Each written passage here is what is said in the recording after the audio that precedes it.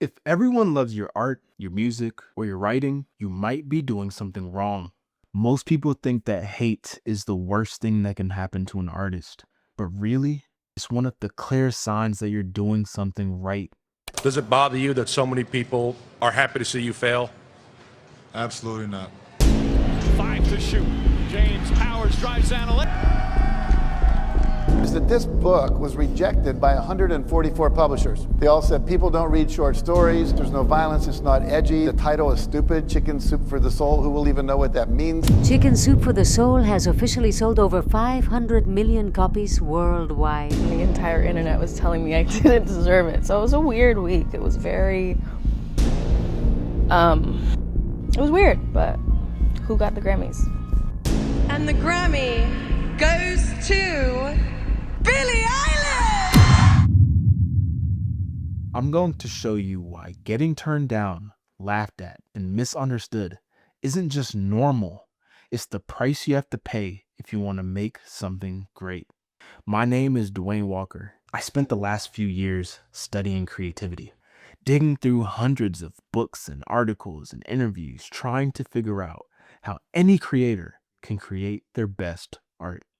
It all started when I stumbled upon a story about the Beatles that you probably never heard of. It's centered around the Paul McCartney. The book, The Element, showed that on April 1953, Paul McCartney was turned down to join a choir because he wasn't a good enough singer. A few years later, both Paul McCartney and George Harrison were in the same high school music class.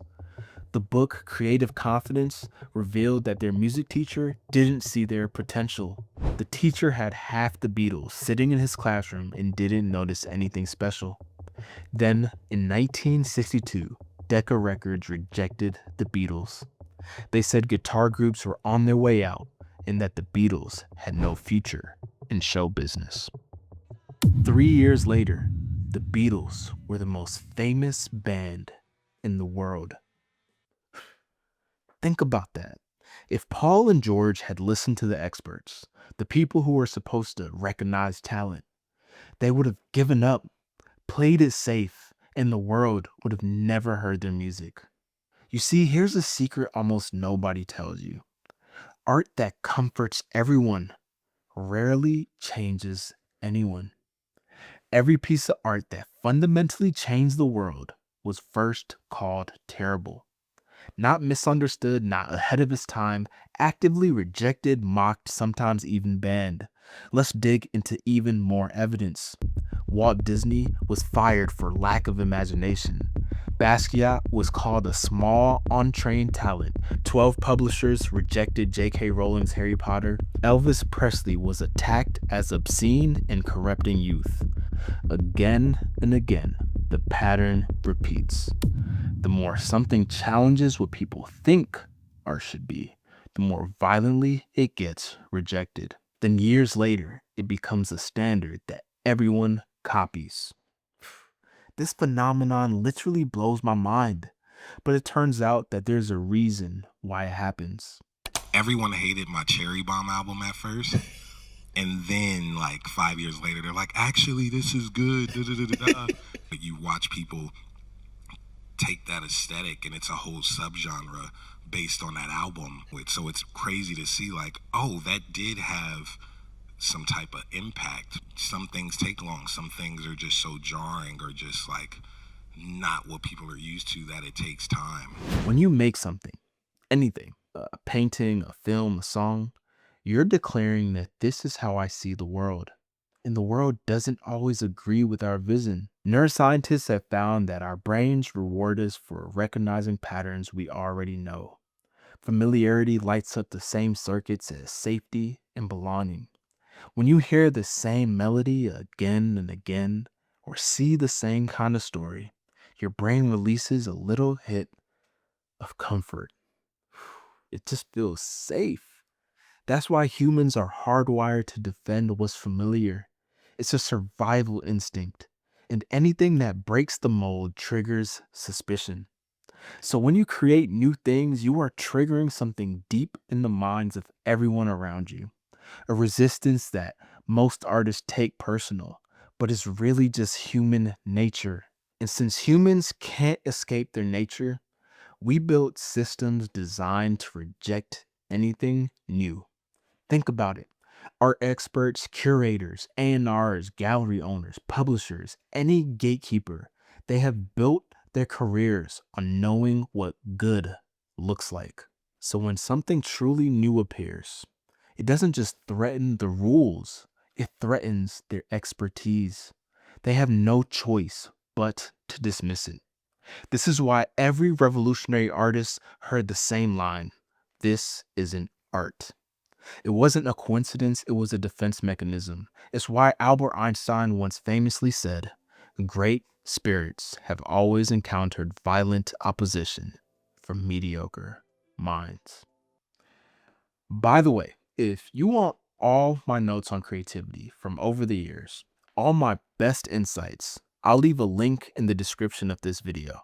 Just tap the link and drop your email, and I'll send it to you. Now, here's where this gets personal. Now, if you've ever been called dumb, unattractive, overweight, unworthy, untalented, well, so have I.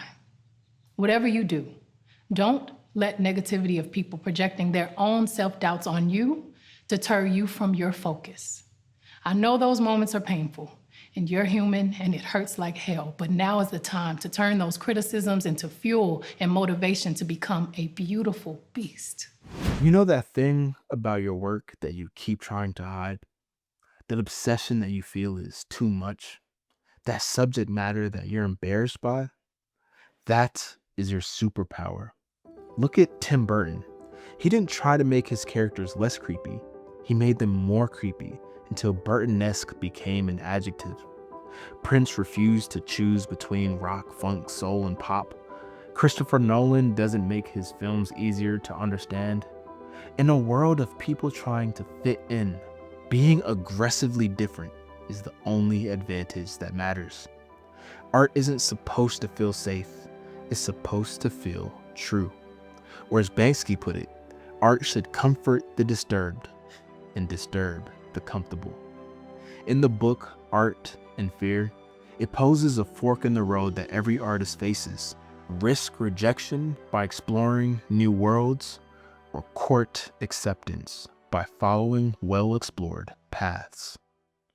So here's the question, and it's a stretch, but it's meant to be a stretch. If your art isn't being rejected, is it challenging enough? We all want to feel understood, so I get it. But don't aim to be understood immediately. Aim to be understood eventually. I'm saying you should be willing to be so honest, so uncompromising, that it makes people uncomfortable. If you want to create your best art, here's how to start. The first step is to identify what you're not supposed to do. What topic or technique is tapping your shoulder that you've been told is off limits? Start there. Then embrace discomfort.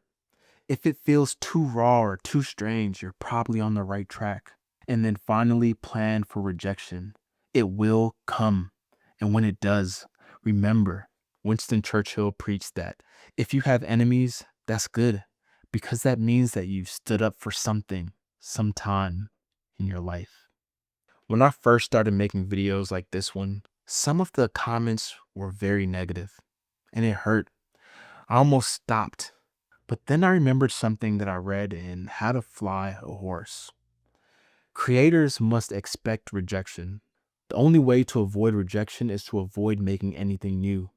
Rejection is not a ticket to quit. It does not mean the work is bad. It does not mean we are bad. Rejection is about as personal as gravity. So I kept going. And eventually the hate became drowned out by love. Comments from people who are new to the channel. Comments from people who show up again and again. And a special shout out to my #1 commenter on my channel, my mom. And I know she'll be commenting on this video too, so if you ever see her on any video, just show her some love in the comments back. All right, you see, every creative revolution follows the same cycle. Mockery, resistance, acceptance. Over and over and over again, we see it in the Beatles, modern art, hip hop, TikTok creators.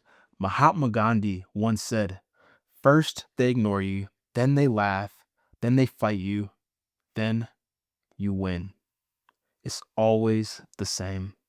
To change the world, you must first survive being misunderstood by it. Here's what I learned.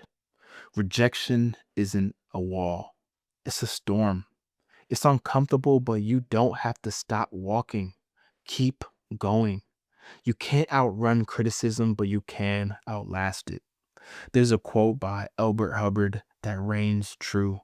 He said to avoid criticism, say nothing, do nothing, be nothing. Haters are proof that you're alive as an artist. They mean you're making something that matters enough to be criticized, something that stirs and provokes and challenges. And in the end, that's the job. So weaponize whatever makes you weird. Make something that scares you. Make something that feels like too much. Make something that will be misunderstood. And the next time someone tells you that your work isn't art, or isn't good, or it isn't worth their time, remember, they said the same thing about every artist who changed the world.